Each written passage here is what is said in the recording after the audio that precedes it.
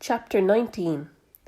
"Look!" cried the centipede, just as they were finishing their meal.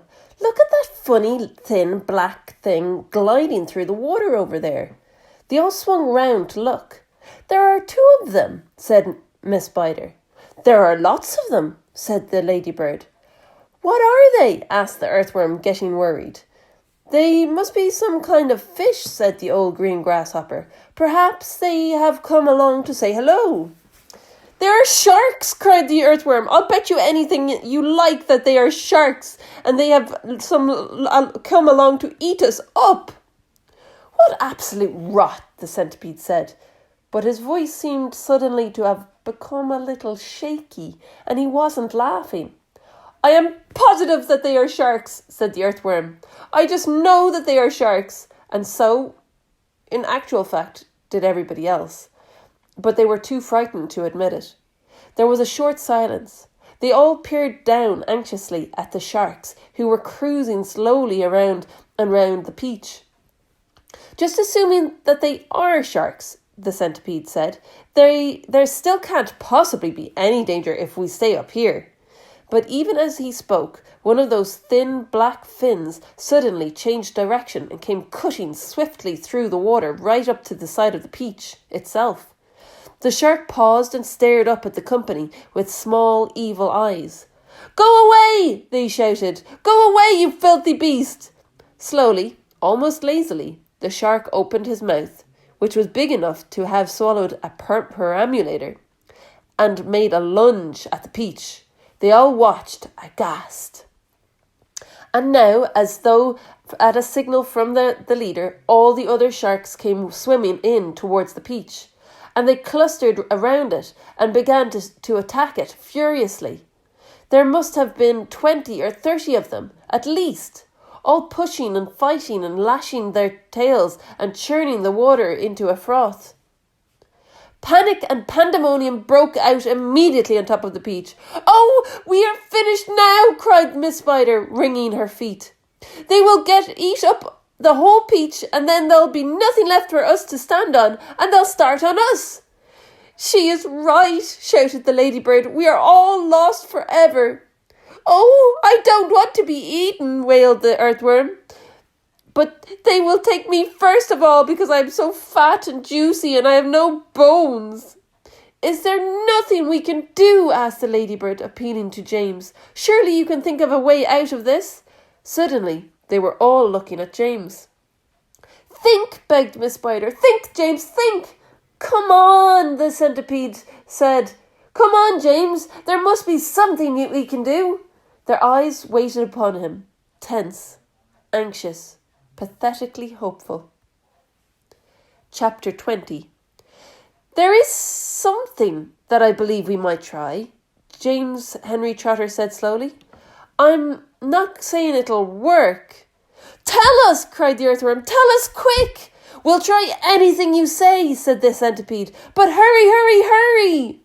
"Be quiet and let the boy speak," said the ladybird. "Go on, James." They all moved a little closer to him. There was a longish pause. "Go on!" they cried frantically. "Go on!" And all the time, while they were waiting, they could hear the sharks thrashing around in the water below them. It was enough to make anyone frantic. "Come on, James," the ladybird said, coaxing him. I'm afraid it's no good after all," James murmured, shaking his head. "I'm terribly sorry. I forgot. We don't have any string. We'd need hundreds of yards of string to make this work." What sort of string?" asked the old green grasshopper sharply. "Any sort, just so long as it's strong." "But my dear boy, that's exactly what we do have. We've got all you want." "How? Where?" "The silkworm," cried the old green grasshopper. "Didn't you ever notice the silkworm? She's still downstairs. She never moves. She just lies there sleeping all day long. But we can easily wake her up and make her spin." "And what about me, may I ask?" said Miss Spider. "I can spin just as well as any silkworm. What's more, I can spin patterns." "Can you make enough between you?" asked James, As much as you want, and quickly. Of course, of course. And would it be strong? The strongest there is. It's as thick as your finger. But why? What are you going to do? I'm going to lift this peach clear out of the water, James announced firmly. You're mad, cried the earthworm. It's our only chance. The boy's crazy. He's joking.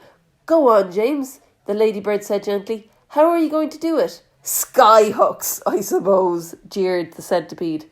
Seagulls, James answered calmly. The place is full of them. Look up there. They all looked up and saw a great mass of seagulls wheeling around and round the sky.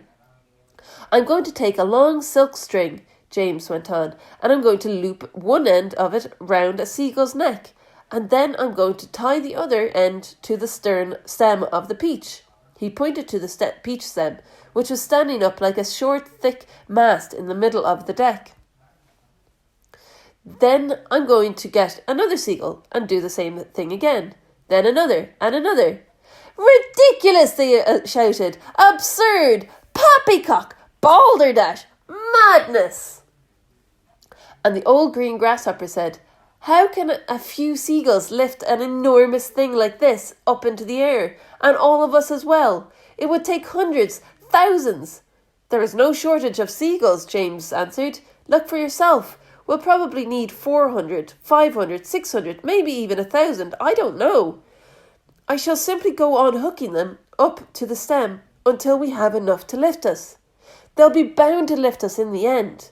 It's like balloons. You give someone enough balloons to hold, I mean really enough, then up he goes. And a seagull has far more lifting power than a balloon.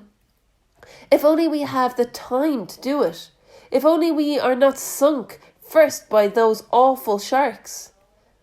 You're absolutely off your head, said the earthworm. How on earth do you propose to get a loop of string around a seagull's neck? I suppose you're going to fly up there yourself and catch it. The boy's dotty, said the centipede. Let him finish, said the ladybird. Go on, James. How would you do it? With bait.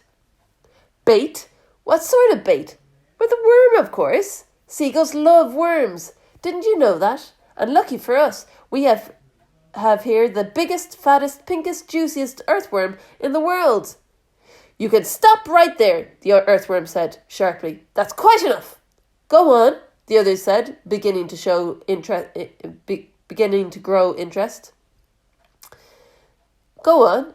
The seagulls have already spotted him, James continued. That's why there are so many of them circling around. But they daren't come down to get him while all the rest of us are standing here. So this is what... Stop! Cried the earthworm. Stop, stop, stop! I won't have it! I refuse! Be quiet, said the centipede. Mind your own business. I like that. My dear earthworm, you're going to be eaten anyway, so what's the difference? What difference does it make whether it's sharks or seagulls? I won't do it! Why don't we hear what the plan is first, said the old green grasshopper. I don't give a hoot what the plan is, cried the earthworm. I am not going to be pecked to death by a bunch of seagulls. You will be a martyr, said the centipede. I shall respect you for the rest of my life. So will I, said Miss Spider, and your name will be in all the newspapers. Earthworm gives life to save friends. But he won't have to give his life, James told them. Now listen to me. This is what we'll do. Chapter 21. Why, it's absolutely brilliant, cried the old green grasshopper when James had explained his plan. The boy's a genius, the centipede announced. Now I can keep my boots on after all. Oh, I shall be pecked to death, wailed the poor earthworm. Of course you won't. I will, I know I will, and I won't even be able to see them coming at me because I have no eyes. James went over and put an arm gently around the earthworm's shoulders.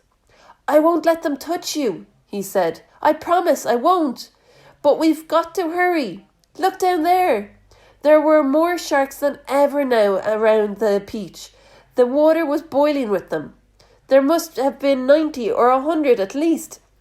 And to the travellers up on top, it certainly seemed as though the peach were sinking lower and lower into the water. Action stations! James shouted. Jump to it! There's not a moment to lose. He was the captain now, and everyone knew it. They would do whatever he told them. All hands below deck, except Earthworm, he ordered. Yes, yes, he said eagerly, as they scuttled into the tunnel entrance. Come on, let's hurry. And you, Centipede, James shouted. Hop downstairs and get that silkworm to work at once. Tell her to spin as she's never spun before. Our lives depend on it. And the same applies to you, Miss Spider. Hurry on down. Start spinning.